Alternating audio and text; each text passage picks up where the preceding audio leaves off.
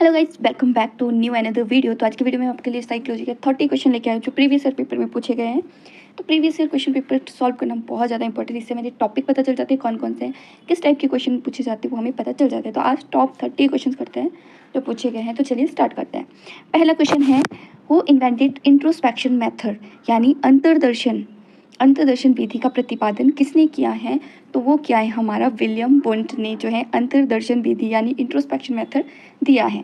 Next question है हमारा, development of mental abilities known as, मानसिक क्षमताओं के विकास को क्या कहा जाता है? तो ये कहा जाता है संज्ञानात्मक विकास। संज्ञानात्मक विकास को ही मानसिक क्षमताओं का विकास कहा जाता है, डेवलपमेंट ऑफ मेंटल एबिलिटीज कहा जाता है।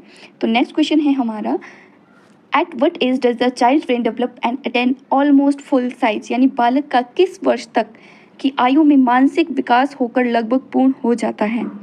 अगर हम बात करें तो ये इसका आंसर जो है 15 ईयर है। लगभग मानसिक योग्यताएं यहाँ पे पूर्ण हो जाती हैं बच्चे की 15 साल तक। अगर हम बात करें एक वर्ष में बच्चे का मेंटल लेवल ग्रोथ होता है 25%, 3 साल में 75 तक पहुँच जाता है। अगर हम बात करें 7 ईयर तक 90% हो जाता है और 15 ईयर तक पहुँचते पहुँचते लगभग उसका जो मानसिक क्षमता है वो लगभग पूरी हो जाती हैं। नेक्स्ट क्वेश्चन है हमारा, फ्राइड, मनोवैज्ञानिक फ्राइड के अनुसार आईटी मतलब ईद का आधार किसे माना गया है? According to psychological Freud, it is based on fear, pleasure and disappointment, imagination, यानी भय को, सुख को, निराशा को या कल्पना को।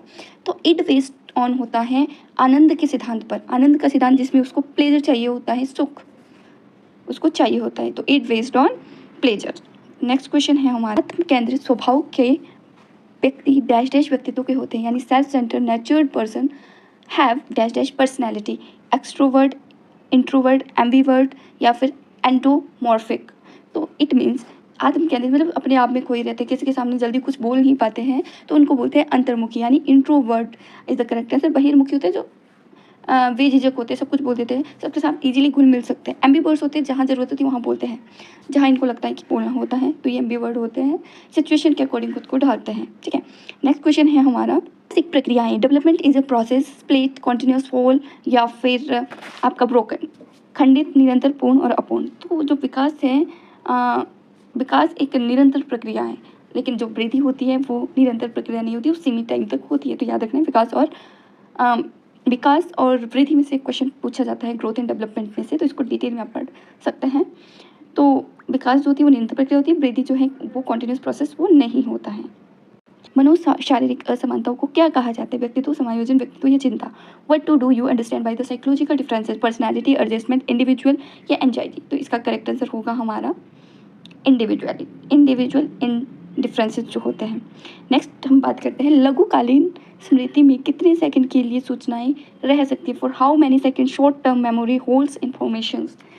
30 सेकंड, 50 सेकंड, 50 सेकंड से ज़्यादा, इनमें से कोई नहीं। 30 सेकंड और less, 50 second, more than 50 second या नन ऑफ दीज।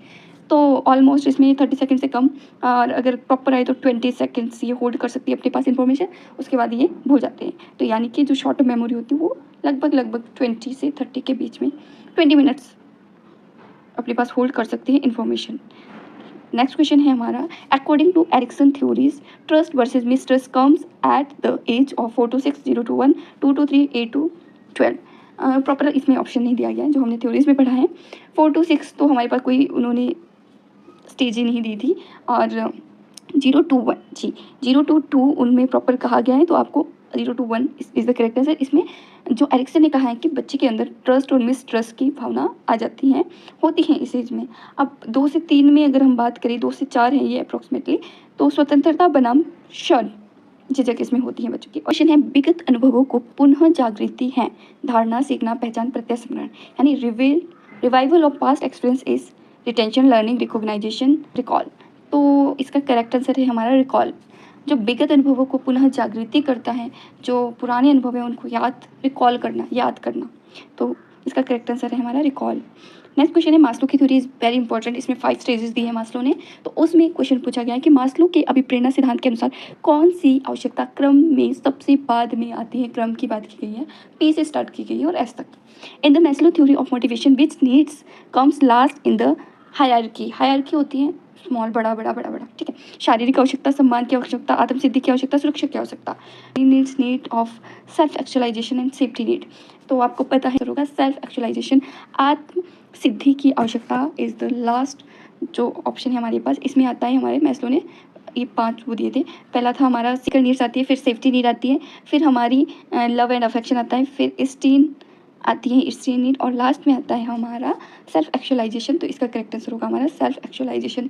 याद रखना है, इसका शॉर्टकट ट्रिक है P, physical needs, safety need, फिर लव एंड अफेक्शन, फिर आता है हमारा स्टीन नीड्स, लास्ट में आता है हमारा सेल्फ एक्चुअलाइजेशन, PSLES, ठीक है। नेक्स्ट क्वेश्चन है हमारा, हु मेड 16 पर्सनैलिटी फैक्टर, यानी कि 16 व्यक्तित्व कारक प्रश्नावली किसके द्वारा निर्मित की गई? एरिक्सन, वीनी, वॉटसन, कैटल। एरिक्सन, वीनी, वॉटसन एंड कैटल। इसका करेक्ट आंसर हमारा होगा कैटल। इसका करेक्ट आंसर कैटल, वो मीट। अगर ऑप्शन में मीट आता है तो Meet is the correct answer. तो कैटल एंड मीट ने क्या दिया है? 16 पर्सनैलिटी फैक्टर क्वेश्चन दिया है उन्होंने ये, ठीक है। मतलब समुद्र में तैरते हुए हिमखंड से मन की तुलना किसने की है? Who compare the human mind with floating iceberg, यानी Sigmund Freud, James Cattell, Allport, इनकी बात की गई है कि इनमें से किसने दिया है हमारा समुद्र में तैरते हुए। अगर आपको सिगमंड फ्राइड का कंसेप्ट यानी कि थ्योरी याद हो तो उन्होंने दिया था माइंड, मन, यानी conscious mind, subconscious mind and हमारा अनकॉन्शियस माइंड, 3 माइंड्स की बात की गई है। किसने की है? सिगमंड फ्राइड ने की है, और उसने हिमखंड से इसकी तुलना की है। तो याद रखना है, सिगमंड फ्राइड ने 2 चीज़ों के 2 कंसेप्ट दिए हैं, मन का वर्गीकरण दिया है उन्होंने, जिसमें इसके बन गए, और हमारे मस्तिष्क यानी कि ईडी को, सुपर ईगो, ठीक है। और ये भी इन्होंने दिया है, conscious mind, subconscious mind, unconscious mind भी किसने दिया है? सिगमंड फ्राइड ने दिया है। नेक्स्ट क्वेश्चन है हमारा, मनोविज्ञान के सिद्धांत नामक पुस्तक के रचयिता कौन है? Principle of psychology is written by Charles Darwin, Sigmund Freud, William James and Erikson. तो correct answer is William James. William James ने 1890 में दिया था ये एक दार्शनिक थे, चिकित्सक थे, इन्होंने चिकित्सक की ट्रेनिंग की थी, बन के मनोवैज्ञानिक। तो याद रखना आपने, विलियम जेम्स ने निम्न में से किसे थायराइड ग्रंथि नियंत्रित करता है? Which of the following is controlled by the thyroid gland? Metabolism is the correct answer, यानी कि उपाच्य इज द करेक्ट आंसर। तो जो थायराइड ग्रंथि को नियंत्रित करता है वो है उपाच्य, जिसमें क्या होती है, शरीर की ऊर्जा का उपयोग कहाँ कहाँ कैसे कैसे करना है। नेक्स्ट क्वेश्चन है, सृजनात्मकता का वैज्ञानिक अध्ययन किसने शुरू किया है? Who started scientific study of the creativity? तो इसका करेक्ट आंसर है हमारा गिलफोर्ड। उनका पूरा नाम है जेपी गिलफोर्ड, याद रखना है, कई बार आ जाता है पेपर में। नेक्स्ट क्वेश्चन है हमारा, प्रयोगात्मक मनोवैज्ञानिक के जनक कौन है? Who is the father of experimental psychology? William Wundt, जंग, सिगमंड फ्राइड, यानी इनमें से कोई नहीं। तो विलियम। क्रिया प्रसूत अनुबंधन का संबंध है, operate conditioning is associated with Thorndike, Skinner, हल, मिलर। तो इसका करेक्ट आंसर हमारा है स्किनर। ये स्किनर ने दी थी ऑपरेट कंडीशनर थ्योरी, याद रखना है आप लोगों ने। एशियाई धब्बा परीक्षण डैश के द्वारा दिया गया है? Ink blot test given by Galton, Freud, Rorschach, Allport. तो ये दिया गया है रोशार्क ने। रोशार्क जो था वो इन्होंने 1921 में दिया है। ये स्विस के मनोवैज्ञानिक थे, मनोवैज्ञानिक भी इनको नहीं कह सकते, इनको कहते हैं मनोचिकित्सक थे ये एक टाइप के। और व्यक्ति के व्यक्तित्व लक्षणों के का आकलन इसमें किया जाता है एशियाई धब्बा परीक्षण में। याद रखना, व्यक्तित्व के लक्षणों का जो अध्ययन किया जाता है वो किया जाता है एशियाई धब्बा परीक्षण में। बालक के व्यक्तिगत अध्ययन की मनोवैज्ञानिक विधि यानी psychological method of individual study of a child is case study. याद रखना है, केस स्टडी मैंने आपको पढ़ाया भी, आप वहाँ पे चैनल पे जाके पढ़ सकते हो। केस स्टडी याद रखना है आपने, case study is the correct answer. उद्दीपन और अनुक्रिया के बीच साहचर्य स्थापित होना डैश डैश कहलाता है? Association between stimulus and response is known as learning. अधिगम इज द करेक्ट आंसर। चाहे हम स्किनर की बात करें, चाहे पेवलोव की बात करें, उन्होंने अनुबंधन, अनुक्रिया, उद्दीपन की बात की है, स्टिमुलस रिस्पॉन्स की बात की है, तो उसमें वो क्या है, लर्निंग थ्योरी है। तो लर्निंग के बारे में इसमें बात की गई है। नेक्स्ट क्वेश्चन है, अधिगम डिजाइन पर अधिक बल दिया जाता है? अधिगम जो डिजाइन है उस पर गेस्टाल्टवाद में ज़्यादा क्या दिया जाता है, ध्यान दिया जाता है, बल दिया जाता है। नेक्स्ट क्वेश्चन है, who gave the theory of cultural and bio socio development, यानी मानव के सांस्कृतिक एवं जैव सामाजिक विकास का सिद्धांत किसने दिया है? तो ये दिया है वाइगोट्स्की ने। नेक्स्ट क्वेश्चन है हमारा, स्मृति की कितनी अवस्थाएं होती है? The stages of memory are 3, 1, 2 and 4। तो 3 होती है sensory memory, long term memory and short term memory. अवस्था के आधार पे बता रही हूँ मैं। नेक्स्ट क्वेश्चन है, पावलोव ये लिखा हुआ आ सकता है।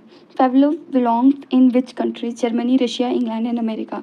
तो एक रशियन जो है साइकोलॉजिस्ट थे, रशिया के थे, याद रखना है। नेक्स्ट क्वेश्चन है, मैं जानता हूँ, I know the chemical formula of water is H2O is example of which type of memory, यानी कि किस स्मृति का उदाहरण है ये है सिमेंटिक मेमोरी। सिमेंटिक जो मेमोरी होती है उसका उदाहरण जिसमें फैक्चुअल नॉलेज याद रखते हैं, ठीक है। नेक्स्ट क्वेश्चन है, वाइगोर्स्की के अनुसार बालक को अंतःक्रिया के लिए किस उपकरण का प्रयोग करता है, यानी according to Vygotsky which tool is use to children during the interaction, तो भाषा is the correct answer. Question है, गेस्टाल्ट का अर्थ क्या होता है? तो Gestalt means illusion, perception, environmental and whole, भ्रम, प्रत्यक्षीकरण, वातावरण और पूर्ण। तो पूर्ण गेस्टाल्ट का अर्थ होता है। नेक्स्ट क्वेश्चन है हमारा, निम्न में से किस ग्रीक दार्शनिक ने कहा ज्ञान अधिगम और अनुभव के अनुसार अर्जित किया जाता है? Which of the following Greek philosopher believe that knowledge is acquired through learning and experience? तो अरस्तु इज द। लास्ट क्वेश्चन है, बुद्धि लब्धि या IQ की अवधारणा किसने दी है? इसमें बहुत ज़्यादा कन्फ्यूजन होता है कि किसने IQ शब्द दिया है, किसने अवधारणा दी है, किसने सूत्र दिया है। तो आज मैं कन्फ्यूजन क्लियर कर देती हूँ। याद रखना है, जो स्टर्न थे उन्होंने इसकी अवधारणा दी थी, ओनली IQ दिया था। टर्मर ने IQ का फॉर्मूला दिया था और वीने ने इसका सबसे पहले प्रयोग किया था। याद रखना, स्टर्न ने इसकी अवधारणा दी थी, टर्मर ने इसका फॉर्मूला दिया था और वीने ने। तो आज के बाद आपको ये कन्फ्यूजन नहीं होगा। स्टर्न ने दी थी अवधारणा, टर्मर ने दिया था सूत्र और सबसे पहले यूज किया था वीने ने। तो ये थे आज के 30 क्वेश्चंस। आई होप आपको वीडियो यूजफुल लगी होगी और आपने थोड़े बहुत एक्स्ट्रा क्वेश्चन भी कर लिए होंगे। मिलते हैं नेक्स्ट वीडियो में। वीडियो को लाइक करें, शेयर करें और कमेंट सेक्शन में बताइए आपको अगली वीडियो किस पर चाहिए। Thanks for watching. मिलते हैं नेक्स्ट वीडियो में, तब तक के लिए बाय बाय, टेक केयर।